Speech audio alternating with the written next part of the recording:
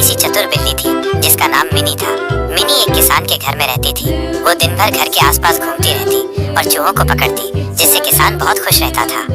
एक दिन किसान अपने खेत से जल्दी घर लौट आया। वो बहुत परेशान था। उसकी फसलें कोई जानवर रोज रात को बर्बाद कर रहा था। उसने कहा, अगर ऐसा ही चलता रहा तो मेरी सारी मेहनत बेकार हो जाएगी। मिनी ने यह सुना और तय किया कि वो किसान की मदद करेगी। उस रात मिनी चुपचाप खेत में जाकर पेड़ पर बैठ गई। थोड़ी देर बाद एक मोटा सुअर खेत में आया और फसलें खाने लगा। मिनी फुर्ती से नीचे कूदी और जोर से म्याऊं करने लगी। सुअर डर के मारे भाग गया। अगली रात वो फिर आया, लेकिन इस बार मिनी ने कुछ पत्थर गिराए और जोर से आवाजें निकाली। सुअर इतना डर गया कि वो फिर कभी खेत में नहीं आया। किसान ने जब देखा कि उसकी फसलें अब सुरक्षित हैं, तो उसने मिनी को गोद में उठाकर कहा, तू तो मेरी सबसे बड़ी रक्षक है, मेरी समझदार बिल्ली।